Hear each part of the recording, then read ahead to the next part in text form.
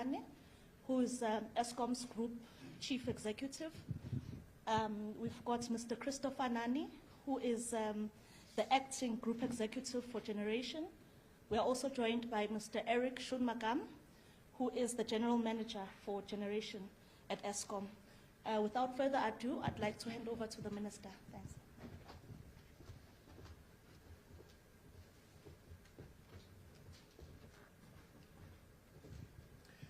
Thank you very much, Tsakani, and good morning to everyone, those who are watching us at home, and also just to thank the members of the media for always making time to facilitate this conversation with the general public.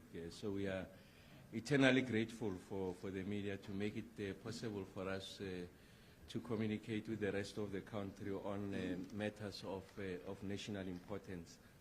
And also just to acknowledge the leadership of Eskom, led by the Group Chief Executive, Mr. Dan Marukani.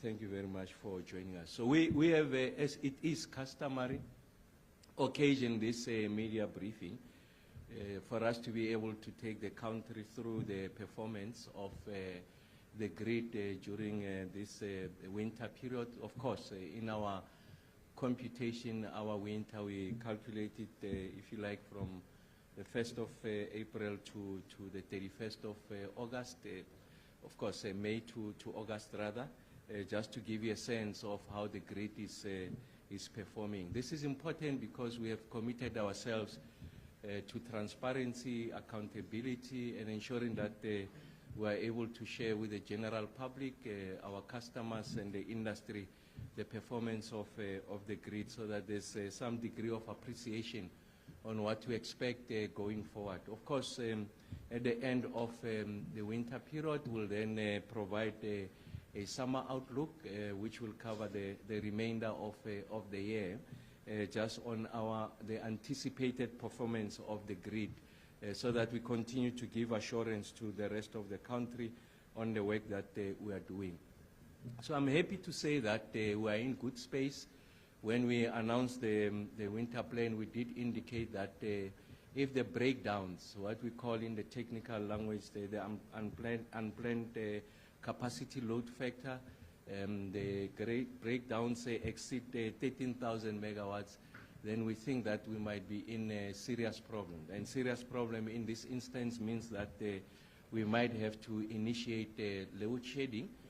And depending on the amount of megawatts above the threshold of 13,000, we might have to initiate particular levels of load shedding. So we shared that to the country, but we also said the following when we announced the summer plan. We said that we are confident that we are going into this winter with a system that is relatively stronger compared to what was the situation in 2023, and also we're expecting a number of units to come into play during the winter period. We did make reference to the fact that we now have in our AMA Kusile unit number 6, and we also indicated that we do expect that during the winter period we will have the benefit of Medupi unit number 4. And all of those things have come into fruition, and that has made it possible for us to say to the country that we have not registered load shedding. And of course, we are anticipating that going into the remaining of the winter and then transitioning into summer, we really don't expect any major surprises in relation to the performance of the grid. Of course, this is a dynamic system. These are rotating units. There could be challenges here and there, and I'll share with you how we're able to address those challenges as and when they appear, because the grid is designed in such a manner that we can call on what we call the peaking plants to help us to sustain the performance of the grid without relying on load shedding, to ensure that we protect the South African economy. So really that's the function of the peakers. They are meant to, if you like, is a card we have when we are in major challenges, then we are able to play that card so that we are able to keep the lights on. And I'm happy to also indicate that our modeling was, of course, we had made the point that if the losses are 13,000 and below, we should not have load shedding. And I must say that we are doing substantially better than that. Substantially better than that because we are beginning to see that the system is stable, is resilient, is becoming more and more reliable as we move forward. I mean, just to give you a sense that the unplanned outages of the generation units, they average about 10,884 megawatts over the past 7 days. And we have seen even going below 10,000 megawatts, breaching the 9,000 megawatts point. So that's important because we did say if it goes above 13,000 megawatts of losses, we might have to initiate load shedding. We're substantially lower than that. And I really want to congratulate Dan and the rest of the team, the 42,000 plus men and women at Eskom, for being able to keep their shoulder to the wheel, transfixed on the resolution of what is essentially an existential challenge that continues to face the country, but we are more than confident that we are getting out of the woods. What is this, the EAF? The average EAF, when we aggregate all of the units put together, the EAF for the period the 1st of April to the 8th of August was sitting at 60.14%. And of course, this is a major progress that we are making. And if you look at what the performance was, if we were to go back 2023, when we initiated these interventions, we're substantially lower than this amount. So I think it's important that there's a greater level of appreciation. We're coming from the lows of about 49%, and thanks to the men and women at Eskom, we're making that tremendous progress. But when we take it closer, remember I'm averaging it since the beginning of the financial year, the 1st of April to the 8th of August. What has been the performance in the recent past? So the recent past, really, I'm talking about the past 14 days or so. We say that the EAF is, in fact, continuing to give us, if you like, spectacular results, that at some point we even breached the 70% mark in relation to performance of EAF. This is significant. It's a psychological mark. Remember that the shareholder, as part of the shareholder compact, so this is an agreement between government, represented by the Minister of Electricity and Energy, that is myself, the agreement we enter with the Eskom board. We have said that for the current financial year, we want to get the EAF to about 70%. And we are beginning to see these green shoots. Green shoots in this instance, the team has illustrated that it's possible for us to achieve that 70% EAF. And then we have breached it in that period. What is the average month to date? What is it that we have performed over this period? We are sitting at 65.38%. So I think it's important that we have this appreciation. We are moving in the right direction. We had made the promise to the country that we are going to experience short-term pain. You remember when we stood before the country experiencing bout of load shedding, we said we know what we are doing.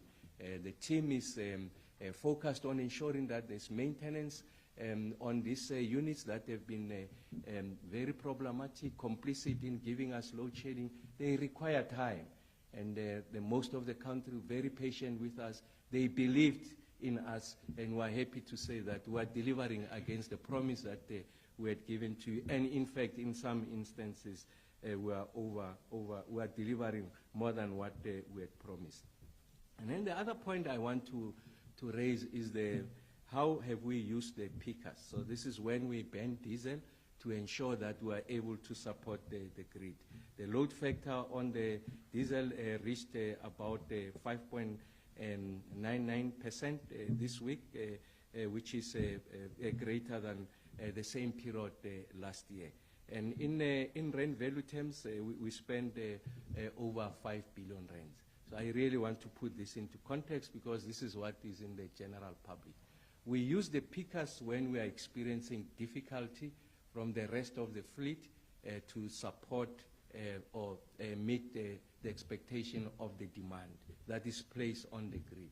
So the whole fleet of Eskom is designed that you have, if you like, substitutes. When you have difficulty, there's a player, if I were to use the metaphor of football, there's a player that is injured, you still want to have 11 players on the field. So we call on that substitute to come and support the team. And this is what we've been doing. Yes, it is not a secret that we experienced significant challenges at the beginning of the financial year. April, we relied more and more on the diesel to be able to support us.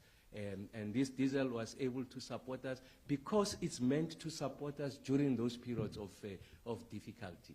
Of course, the budget for the diesel is about current financial year, I think it's about 12 billion or so. We've spent about 5 billion of that. Then the next question you'll ask, but it's at the beginning of the financial year, you have spent close over 40% of your annual allocation. It is because it is during winter when the intensity of the demand reaches the peak, and that's when we are likely going to experience challenges if some units fail, because we don't have the headroom for us to be able to absorb those failures of the units. What do? We then call on our ACE card, which is the pickers to come and help us. So they're designed to do that. I mean, just to give you a context, for the period of 1 April to 31 August in 2023, just that period, we used about 14.8 billion rand. And I'm saying to you now that for now we used 5.8 billion rand. And it's also true that last year during this period, we spent 3.6 billion rand because the system, the units that were meant to returned on time last year. It's something that we fixed, and we have gone back to the performance that we are expecting. So the point I'm making to the general public is the following. When we ban diesel, we are meant to ban it because the system is under strain. And I'm further saying to the whole country that the system has recovered. You can see the EAF. And in fact, there are periods in the week where we have to put the machines in cold reserve. Cold reserve means we are generating more than what the demand is, and to protect the grid, we must pull back some of the machines. We are in that situation. It's a better situation to be in when you are generating more than what the demand is. What that says is that we are now created the sufficient space and headroom for the economy to grow on the back of this performance. And I really want to congratulate Mr. Marokane and the team for the exceptional work that they were doing. We are marching, and we are going to get out of the woods. How have we got here? It should not be lost on us that we are coming from lows of the EAF sitting at about 49% of performance. And I just said to you that the average for the past week, 65.85%. And in fact, we had days where we reached about 70%. A remarkable improvement. But this is not a stroke of luck. It's because of the meticulous, calculated, and deliberate orchestration of the strategy that we have set in place. So what did we do? We made sure that we are able to set up enabling structures to support this recovery. So first there must be a plan in place, and then you put the structures to support that plan. And the Energy Action Plan, as announced by the President, had 5 outcomes. Outcome number 1 was to say fix Eskom. So in responding to that outcome number 1, Eskom then introduced a generation recovery plan. So the point I'm making is that there is value, the utility of investing in a plan that meets the expectations of what our objectives are, and then you are able to resource that plan to ensure that we are able to achieve the kind of result. And then we said, for us to get to where we want to, although we're in the midst of load shedding, there were stations that were performing well. And we said, as a minimum, protect the performance of these stations. Because if they were to deteriorate and experience the kind of difficulties that are experienced by other stations, the situation will be worse. So ensure that you maintain performance at those stations. What are those stations? Medupi, Letabo, and Matimba. So those are flagship stations from an EAF point of view. They are the ones that did the heavy lifting. When everyone around them, that is the stations, were finding great levels of difficulty, were choking from a performance point of view, they carried the country, they carried the nation. And then we said, for us to get out of this situation, which are these stations that are complicit in the most disproportionate fashion to load shedding. So these are the ones that accounted for 70% of the losses that we experience. So these are the ones that plunged us into the situation of load shedding. And then we prioritize them. We say Tutuka, Duva, Majuba, Matla, Kendal, Anod, and Grill. We need to ensure that we get them right. And I really want to say thank you to Mr. Ngumalo, who's the head of Generation, of course, led by the board, by the Group CE. We invested in that. And then we got the financial support from the South African taxpayer to say we are investing. I'm making the deliberate point that is the South African taxpayer through the fiscus that is, of course, led the National Treasury Minister Kodongwa, and then gave us the kind of support that is required. And what is the reward we want to give to the country is to ensure that the lights are on, one, is to ensure that Eskom gets back to profitability because we owe the country that. The third one is to make sure that this electricity is affordable. But the affordability is a question. Eskom is a big part of that, but as a ministry, we're going to address that. Because, yes, indeed, we don't have load shedding, but there are many people in many parts of the country that are experiencing load reduction. So that's a downstream isolated capacity constraint such that the infrastructure at the level of distribution and reticulation is not sufficient to provide for the demand that is placed on that infrastructure. Like I said to the country, we're at the final stages of how we are going to resolve load reduction. And remember, we have a template on how we address load shedding. We know that part of that template is to make sure that there's a plan that is financed and resourced, and that's why I said to the country, give me that time, we'll come back, we understand the agency. And in fact, we're just putting the final touches, even by yesterday, to ensure that we are coming back to the country. Now we are addressing the new frontier, load reduction, in the same manner that we have been keeping the country abreast in how we are resolving load shedding. I'll come back to load reduction. We'll remain accountable, working with municipalities and other players going forward. And then we're able to execute Kubek Unit Number 1 outage to ensure the extension of license, and that's the work that the team has done. On all of those priority areas in terms of our plan, we have scored above 80%. So it's green, green, green, and that's why the lights are on. But our point was not to end at addressing load shedding. It's to ensure that going into the future, the country is not plunged into darkness. And so what are some of the things that we are doing? Is to ensure that there's a step up. Remember I said we moved from 49% of EAF. We want to now stabilize at the EAF of 65%. And I just told you that in the past 2 weeks or so, we're averaging there. We want to keep it that before we do the next step move. What is it that will keep us at 65%? We are going to continue to execute the Kubek Unit Number 1. We are going to ensure that we sustain the performance of this well-performing power station.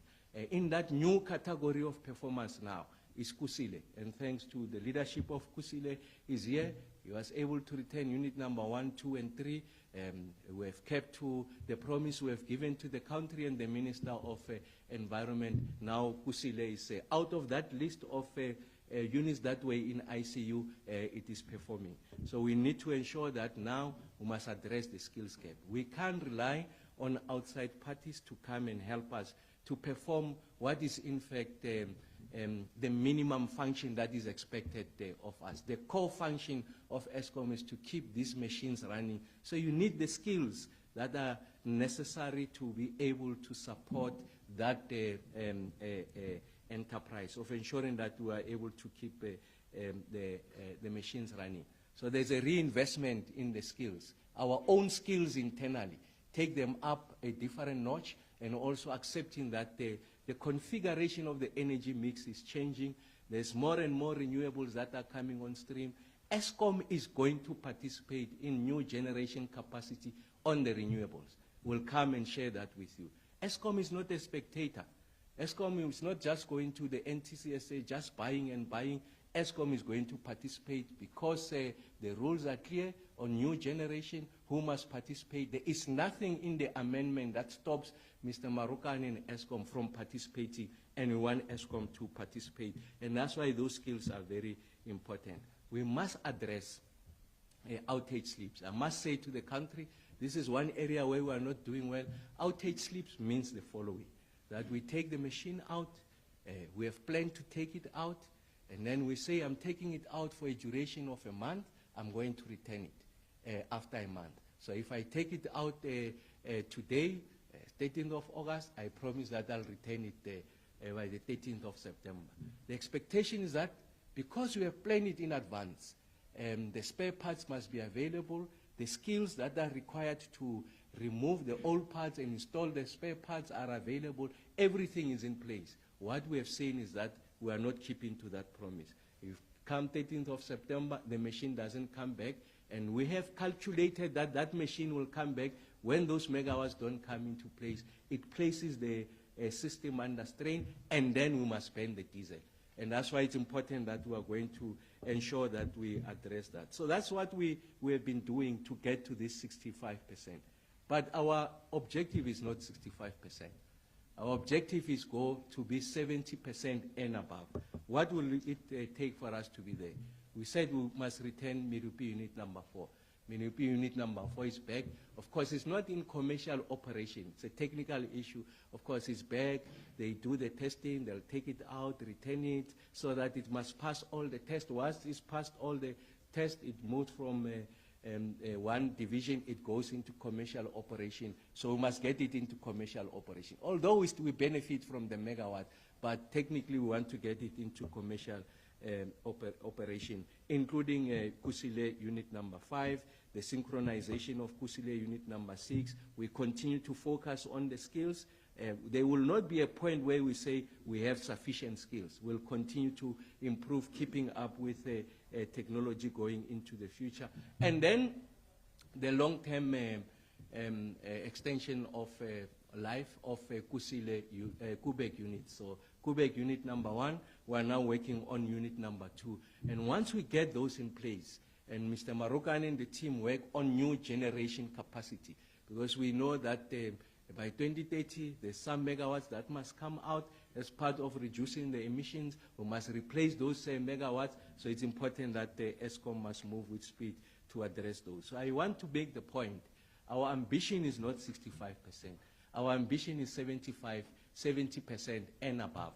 So that's the point. And in so doing, we're going to oil the machinery of the South African economy, make sure that the smelters, the furnaces, they get to be restarted, people are into jobs, increase capacity utilization, reliability of supply, as we resolve the issues of the cost of electricity, and then the South African economy will be back on its feet.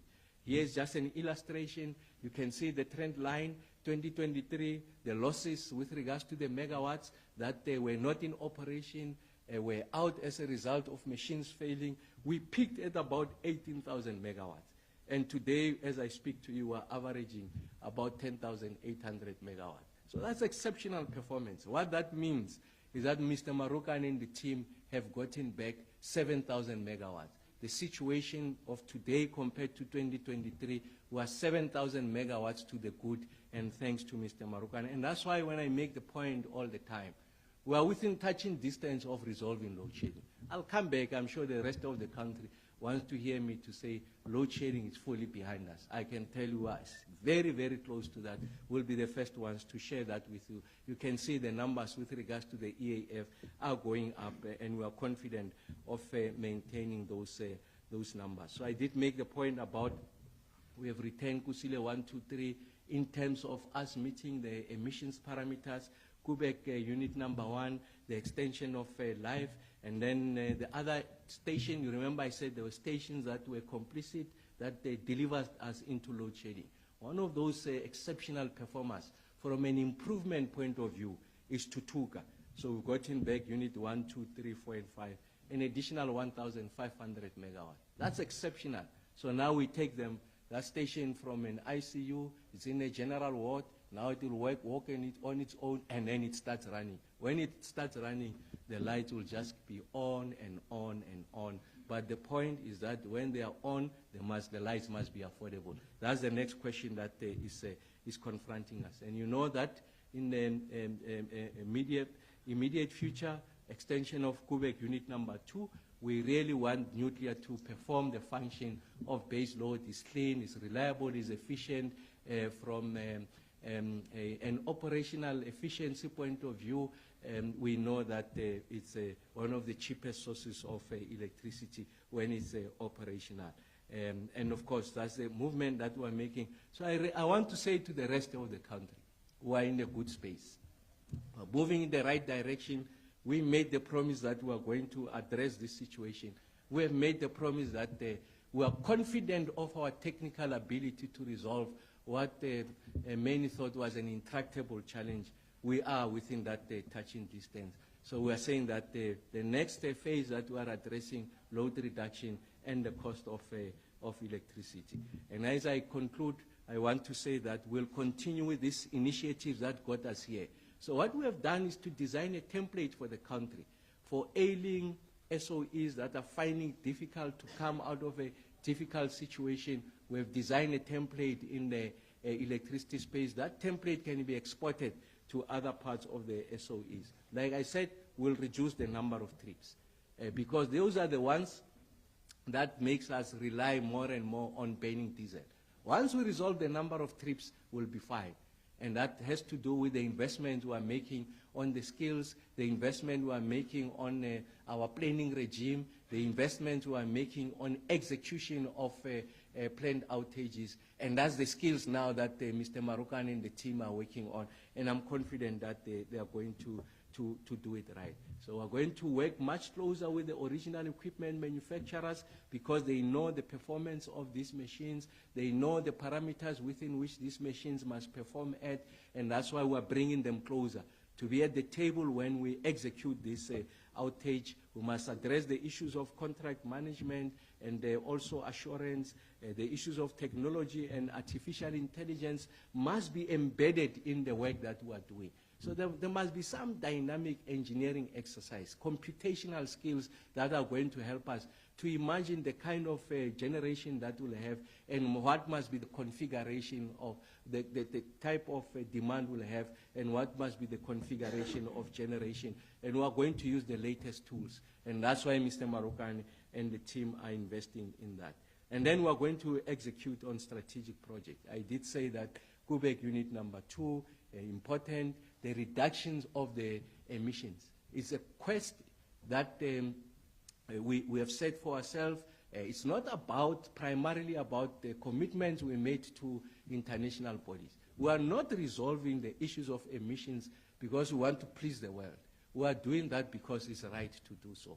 We must protect the lives and the livelihoods of people within the immediate proximity of the footprint of the power station. We've got an obligation to play our role in ensuring that contributing to the reduction of greenhouse gas emissions. Not because of the kind of glory we want on the international arena, but as South Africans, we think that's the right way to go without keeping the lights off. The technologies there, Mr. Marokane will execute against that. And then there must be investment in people and people and people. That's our strategic resource. There is no resource much greater than the people. And we are reconfiguring the mindset. Their projection and outlook must be such that there's an appreciation for them to understand that Eskom is a key pillar of the South African economy. Of course, they are in a bubble, in a power station, focus on instrumentation, focus on the rest of plant, but they must have a bigger picture of what Eskom represents. And when we go to visit the power station, that's why what I get to convey myself and Mr. Marokane, the role and place of Eskom in South Africa recovery, its economy, in getting people into jobs.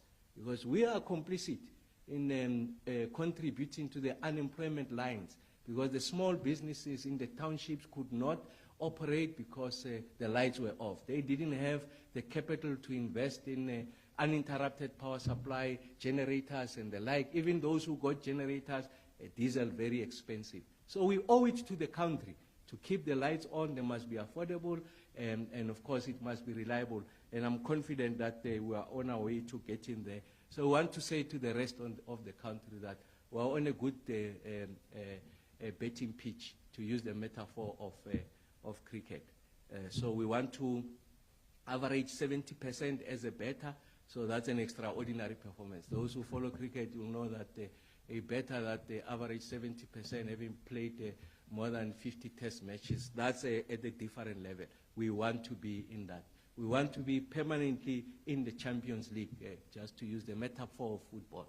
Very few teams in the country, but we want to be there. We want to be in that league. When we are in that league, the country performs. When we're in that league, the economy grows. And of course, like I said to those who are watching, I'm coming back on load reduction. Those who are watching, I'm coming back on the issues of affordability. We are delivering on this. We're confident we'll deliver on the rest, because we don't doubt our technical ability to resolve this challenge. Thank you very much.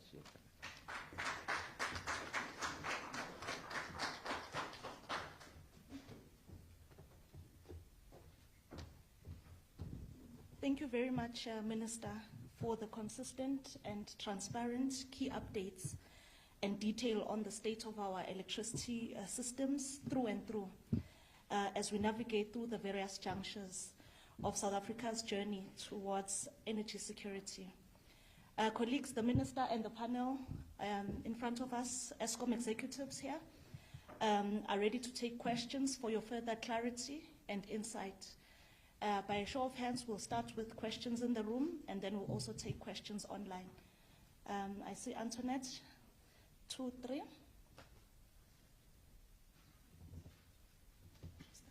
Okay, so we've got 4 questions. In that order, we'll start with you, Antoinette, and we'll come to the side of the room. Thanks. Antoinette Sauer, I'm a freelance journalist. I've got 3 questions. The first one is, Minister, will you expect the IRP to serve what we call parliament? And then, I don't know whether Minister Makwala can assist me. I've asked Eskom how many distribution agency agreements have been signed with municipalities. It hasn't responded to me within 3 weeks, so I don't know whether there's a big secret about that number. Maybe you can assist me. How many distribution agency agreements have been formally signed with municipalities? And then to the Minister also, why do you think it is necessary for Eskom to create renewable generation capacity when the private sector can do it adequately? Is that not venturing into a space where Eskom doesn't really need to be? Thanks, Antoinette.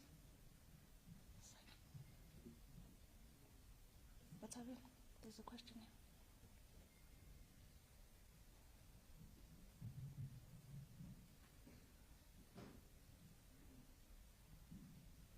I wanted to find out, so the Minister spoke about labor contribution of affordability, and part of that is competition. And Eskom is involved in broadly these court cases regarding TV licenses. I'd like to understand, is it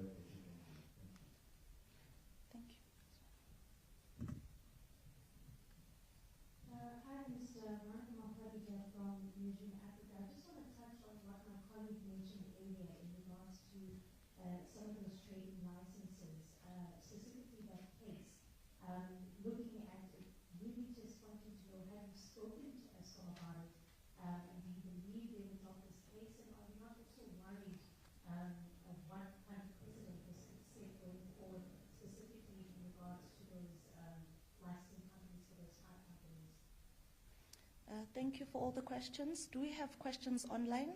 No questions online. Okay, thank you. We'll get response.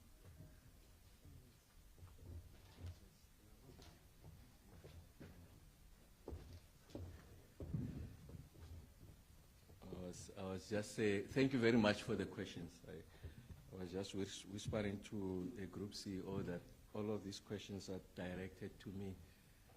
It's testimony to the fact that the lights are on. Otherwise, you'll have a lot of questions because we are transitioning now. So you can see the type of questions that we are asking. It's about the future electricity industry, and I welcome that. I want to start with a question raised by Dimakatso and Veronica with regards to the trading licenses. So let me start here.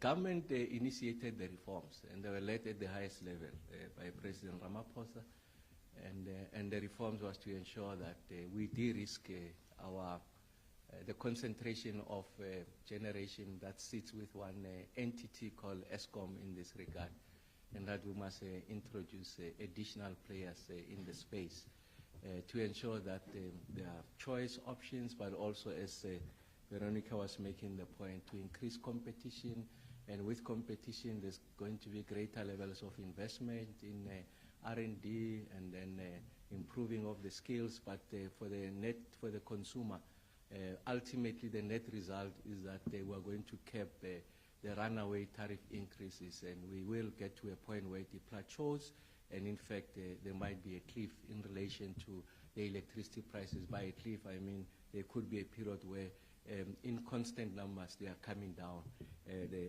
electricity prices. So we introduced those. And as part of that package of the reforms, we said that we are going to unbundle Eskom, have the NTCSA, and it is within that framework that the NTCSA received the trading license. So let's not forget that the NTCSA is also a beneficiary of this. So the long and short of the point I'm making is that the reform agenda is irreversible. So we're proceeding with the reform agenda. And then because this is a nascent space, we are starting, none of us have been in this space before. There's naturally going to be friction, interpretation, misinterpretation of what this reform means. There's going to be conversations and in some instances disagreement on the pace of these reforms. The issue whether the regulator is capacitated enough to be able to manage and oversee these reforms. Is this monopoly that is Eskom ready to relinquish that monopoly and accept that there are new players? And what the Eskom team had raised was that we are not opposed to the reforms, but what we want is clarity with regards to the rules. There was an issue we're grappling with, the grid access rules, and we must clarify also the rules on trading licenses. NERSA then initiated the process of reviewing, of coming up with the rules. The initial timeline was that they will do that within 12 months. And I asked NERSA that the pressure is such that we need to conclude those rules as soon as possible. And NERSA has agreed that we'll truncate that to 3 months without compromising the quality of the input and what the rules will look like. And in that context, I said to Eskom, it's not advisable that you go to the courts. So don't burden the judges to come into this domain. And with the highest the respect we have with the judiciary, don't invite the judiciary into a space that is really technical, if you like. So the minister will oversee this, as they say in my language, marumo fasi. So let's say wait, the minister will do this within a regimented framework, and that's what we're doing. I've impressed upon Eskom that it is important that we come out of the courts and subject ourselves to the process. But what I want to say is that the reform agenda is irreversible. We are going that line, the trading license, once we conclude this with these rules, the trading licenses will be issued. What we're doing, finalize the rules, 3 months, and I'm sure that everyone can bear the 3 months. Everyone wants to have a rules-based approach to this agenda that we're pursuing. So that's the point I want to raise. And then on the issues around what that reform agenda does is that everyone, essentially everyone can participate in new generation. So what that does not say, Antoinette, does not say that ESCOM is prohibited from playing. ESCOM is but one of the players. So let me tell you what will happen if you were to prohibit ESCOM from playing. We know that the life of these coal-fired power stations are coming to an end. And in fact, the next generation of power stations to be retired is in 2030. There's a projected, it takes out 8 gigawatts. There's a projected next phase of power station to come out by 2035, another 15 gigawatts. It must come from somewhere. The private sector will participate, and then ESCOM has a right to participate. So when this power station goes out 2030, the next ones go out 2035, ESCOM will be left with Kusile and Medupi. And then we know that by 2050 or so, another 50 years, most of us won't be here. Those units will also have to be shut down. So what you are saying, the argument that says, and I'm not suggesting Antoinette is saying that, she's just asking a question. How we answer that is essentially if we say ESCOM can't consider participation in the renewable, we are essentially advocating for the demise of ESCOM. And I'll tell you what the problem is there. And that's part of the conversations around the trading license. The conversation is the following. There is no private generator of electricity who will start his or her company with the intention of supplying deep load, with the intention of supporting supplying Khayelitsha or Seshego. They will not do it. The only person who can do that is ESCOM. And to Katleo's question, they are owed over 100 billion rand. Imagine you have invested in a company that is owed 100 billion and it can't collect. You fire the CEO, you fire the chair of the board. We can't do it. Because if I push Mr. Marukane, I push the board, what they will do, they will switch off Tshwane. They will switch off Joburg. They will switch off Ekurhuleni. They will switch off Buffalo. They will switch them off because they are not paying. But there's an SOE, we can sit with them around the table and say intergovernmental relations, and nudge municipalities, get to an agreement the same as Johannesburg. We are not guaranteed that they will keep to that agreement. And I must say for now they are keeping to that. I'm using Joburg as an example. I'm not suggesting anything. There is no private generator of electricity who invests his or her own money to provide for the poor. Doesn't exist. If that person exists, let me know of that person. He will get the approvals, EIA, everything immediately. We'll give it to him or her. Doesn't exist. So what is part of that conversation, Veronica and Dimakatso, that we must clear with regards to the licensing? How the tariff is structured is that the rich subsidize the poor. That's how the equation works. So when new players come, they will go for these well-paying people. So ESCOM will be left with the poor or the delinquent. Delinquent, I mean those who have the means to pay but choose not to pay. ESCOM collapses. Municipalities collapse. So this is a major, major policy issue. At the heart of the conversation, what about the poor? That's the question I must answer. We're sitting with a problem now. Look at load reduction. There's no load reduction in major suburbs. We will make an argument there's no illegal connection, but in some instances, load reduction is not driven by illegal connection. It's driven by an accelerated growth, and then people then increase their demand or the load, and then there's load reduction. Where do we find it?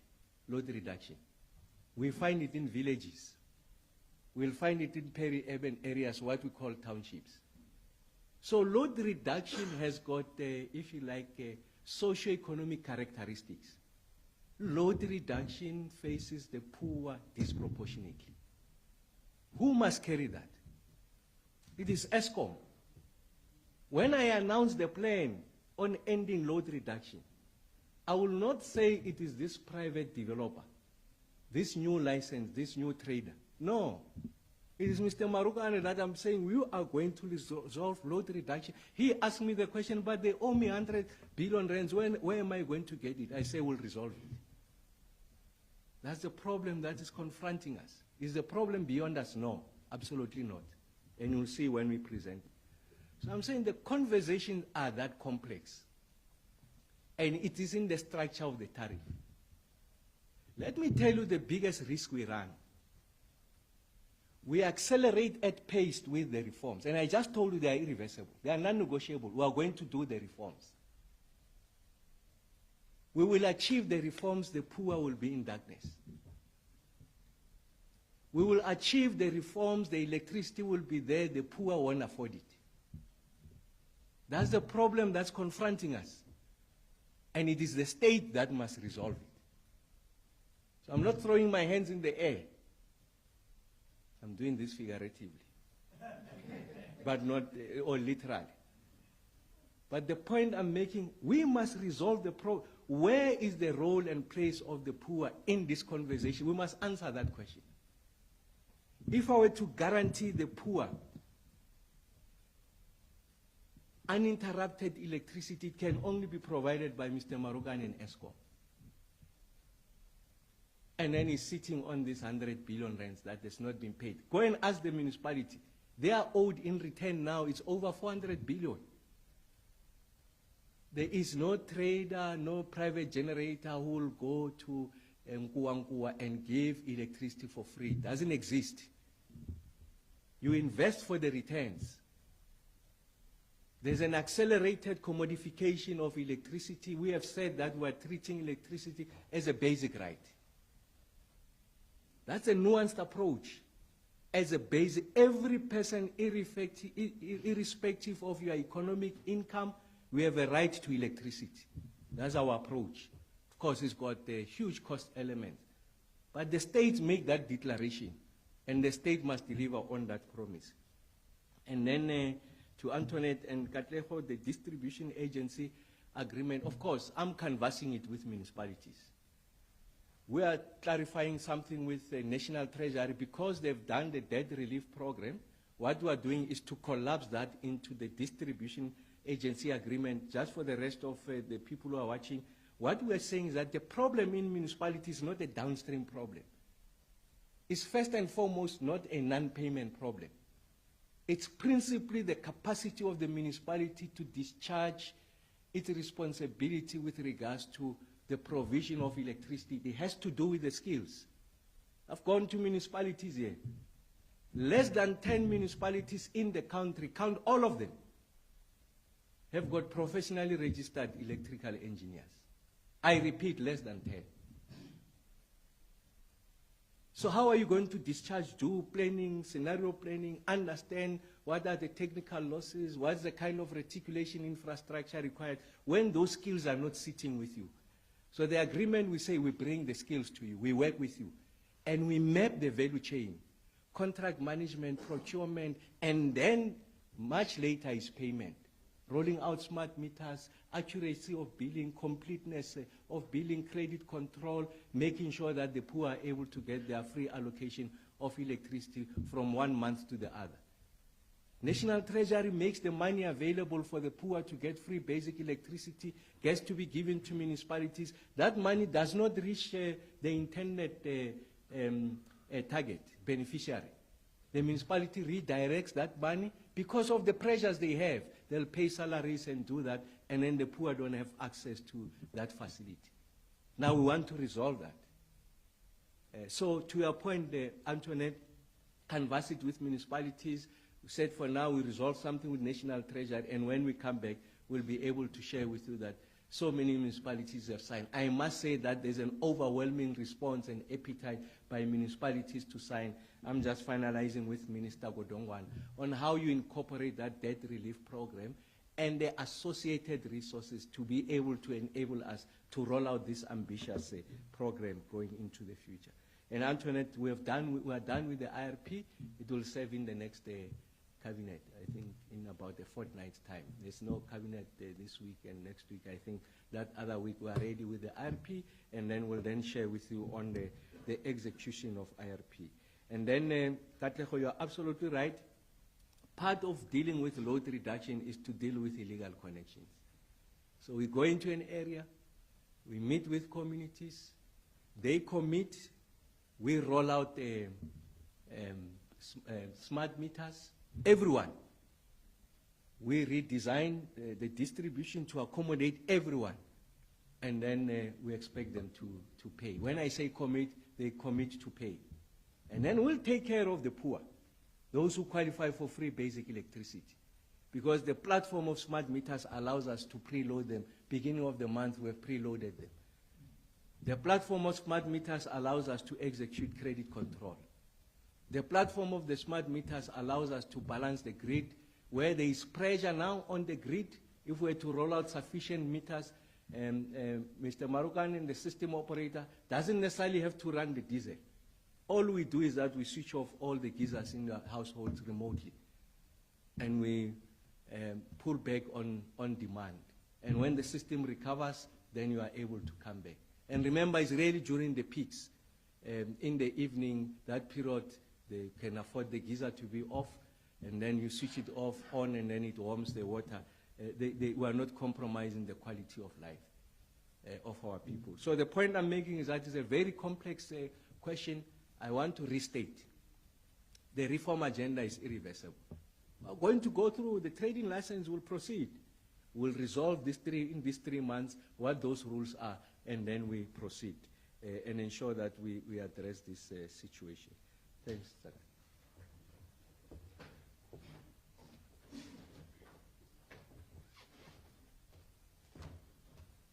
Thank you very much, Minister, for all the responses. Colleagues, we'll take the last round of questions. I don't know if we still don't have questions online. Yeah, questions. Okay, let's start this time with the online questions, and then we'll come to colleagues in the room. Can you take us through? Terence Brewer from Engineering News. Has Eskom agreed to hold back on its legal objection to the licensing of some traders? And what does the minister make of Salman now objecting to the trading licenses? Zolwin. Thank you. By show of hands, we'll start with you. I also wanted clarity on that because I wasn't clear that have they agreed to withdraw the case or not. Thank you. Any other questions? Antoinette has a follow-up.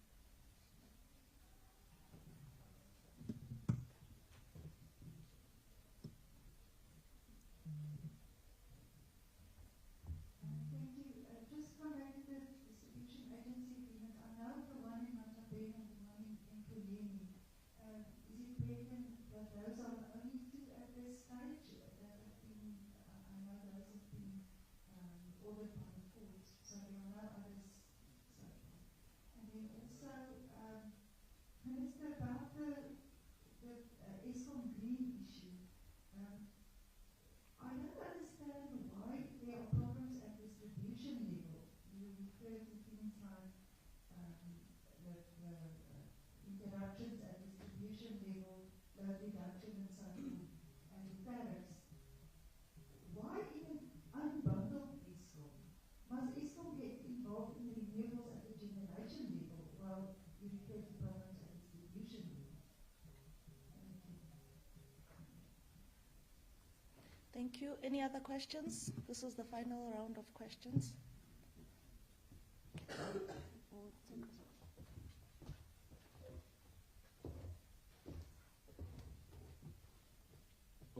Oh yes, to Terrence's question, so you can see the complexity of the issues that SALGA has entered the fray, the South African Local Government Association, which is a body that represents the interest of local government.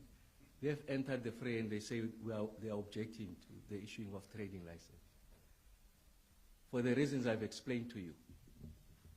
So what SALGA is saying is that what this dispensation does, and I'm really simplifying some of the long articulation they are making, is that they are going to lose their best customers who underpins and guarantee them the revenue stream, and they'll be left with those that can afford. So that's the argument. Being a mayor myself and a councillor for 10 years, I know that that's a reality.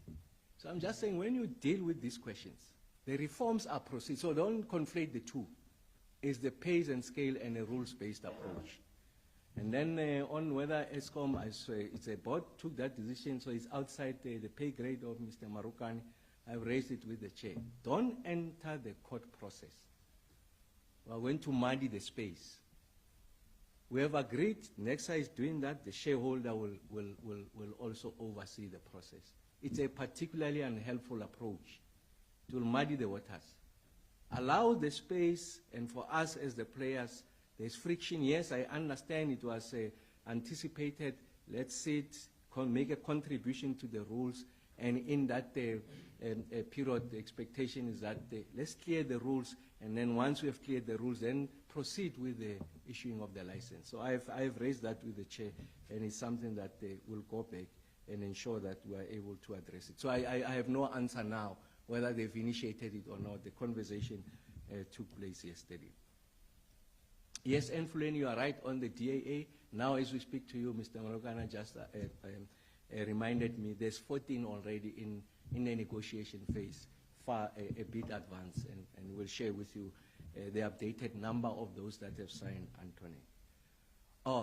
So one of the issues I raised, maybe to Antoinette's question, is that when the experts told us, when I say us, I mean government, I was still at university at the time, that at the rate at which the economy is growing, and also at the rate at which you are connecting new customers, this is 1997, they say in 10 years' time you are going to run into problems with regards to generation. And what did we say? We say the market will resolve that problem. Fast forward, then you started a situation where you don't have sufficient generation capacity, and quick you put Medupi and Kusile. You can see what are the outcomes of that. You didn't have sufficient planning, cost overruns, and all of that. I am saying to the country today, we're going to take out 8,000 megawatts, 2030. We're going to follow that by taking out another 15,000 megawatts, 2035. So I must fold my arms and say, no, the market will resolve it. No, the market will contribute. There is nothing in law that says ESCOM cannot participate. If ESCOM's prices are not right, they will be decimated. But what we know is the following. ESCOM not entering that space is guaranteed to be decimated. ESCOM entering that space, it creates options for the end consumer. So the debate must not be amongst us whether ESCOM should participate or not. The law allows it to participate. Leave that choice to the end consumer. Do I want to buy from ESCOM, or do I want to buy from Ramkgopa and Sons? And the choice of that is what Ramkgopa and Sons charges me and what ESCOM charges me. It's an open market. Let's all play. Let the games begin. If they are going to be, they will be decimated. I told the board, you are not competitive, you will die a natural death. But for God's sake, allow them to participate. You tell them enter into a fight, then I must handcuff them. And here's an opponent. You are in for a beating. Says, no, here are the gloves, wear the gloves. It's a round, 3 rounds. You can't use your legs. It's not martial arts. You can't punch below the belt. Let the best boxer win. That's all that we're saying. We should not be invested in the death of ESCOM. And you are not suggesting that, Antoinette, I'm making a bigger point. I'm telling the rest of the country, ESCOM is a backstop. I was in a debate in Parliament about sometime in July. For the whole week, it was inclement. They never had the sun for 2 weeks. Someone stood there and said that Cape Town, self-reliant, generating renewables. I asked, but we have never had the sun for the past 2 weeks. Solar was the primary energy, is the sun. You convert that into electricity. There was nothing to convert. Imagine I tell you that Kusile is running, but he has no coal. It's not true. It's not. What do? Those who have got solar and PV, for that 2 weeks, they get the electricity from Eskom. They charge their batteries from Eskom, using Eskom.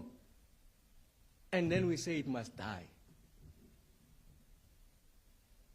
The poor lady in Haramhupa can't afford electricity. Tonight she's able to cook, watch TV, bath. Why?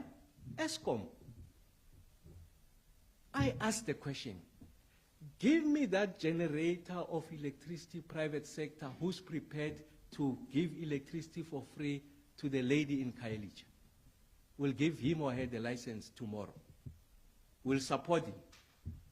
Whatever he needs, we'll drop everything, break the rules, we'll give it to him. It doesn't exist. So I'm saying it's a measured conversation. Private sector, yes. Everyone is welcomed.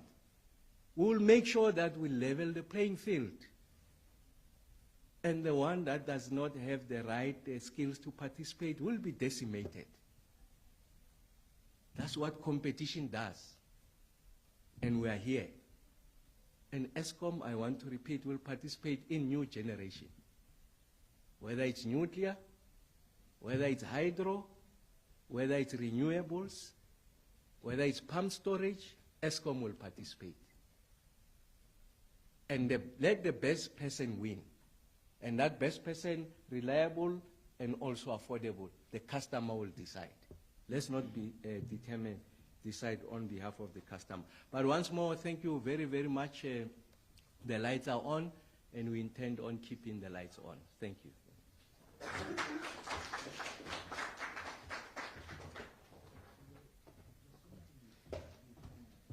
Thank you very much, Minister, and to the Eskom executives, and a big thank you to all the members of the media who always honor our invitation. That brings us to the end of today's media briefing. Until next time, have a good day further.